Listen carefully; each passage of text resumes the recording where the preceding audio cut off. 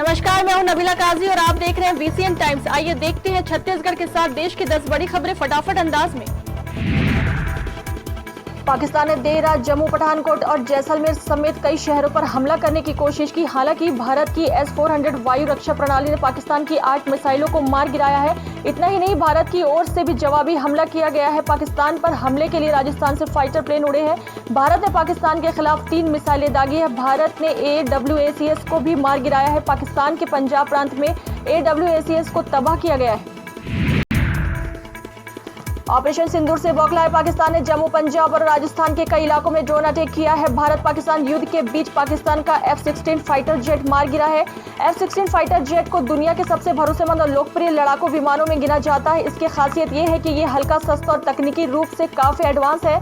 इसका निर्माण इस तरह किया गया है कि ये दुश्मन के किसी भी हमले का तेजी से जवाब दे सकता है।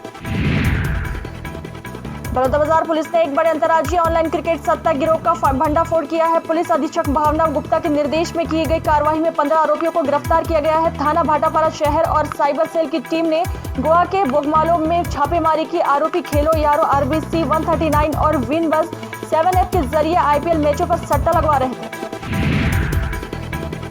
दुर्ग जिले में 7 साल के नाबालिग की नहाते के दौरान तालाब में डूब जाने से मौत हो गई। बच्चा शादी में शामिल होने आया था। घटना के बाद गुस्साए लोगों ने उताई नगर पंचायत कार्यालय का घेराव कर दिया।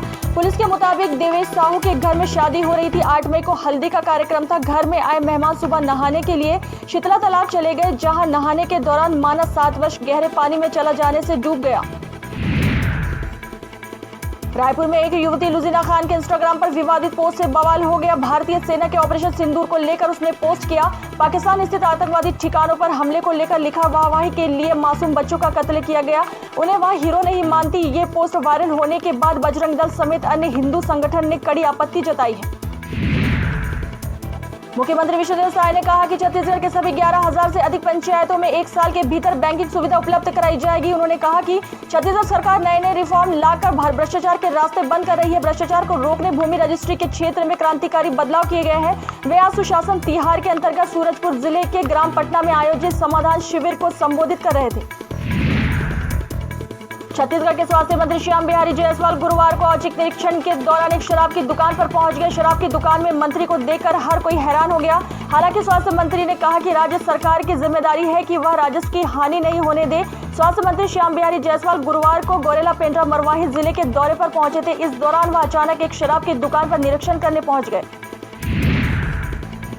केंद्र सरकार ने छत्तीसगढ़ को बड़ी सौगात दी है। रेल मंत्रालय ने रावघाटा जगदलपुर नई रेल लाइन परियोजना का स्वीकृति दे दी है। इस परियोजना पर 3,513 करोड़ रुपए की लागत आएगी। ये निर्णय बस्तर अंचल के सामाजिक, आर्थिक और औद्योगिक विकास में मील का पत्थर साबित होगी। ये परियोजना 140 किलोमीटर लंबी है। इस परियोजना की स्वीकृति के बस्तर क्षेत्र को रेल परियोजना से जोड़ने की ऐतिहासिक पहल की गई है। छत्तीसगढ़ के सुकमा में सुरक्षा बल और जवानों के बीच मुठभेड़ हुई है। इस मुठभेड़ में सुकमा तेलंगाना के सुरक्षा बलों से संयुक्त रूप से चलाया जा रहा था। सूत्रों के अनुसार इस अभियान में नक्सली संगठनों को बड़ा झटका लगा है। कई टॉपर लीडर के मारे जाने की आशंका। इलाके में अभी भी सर्चिंग अभियान जारी है।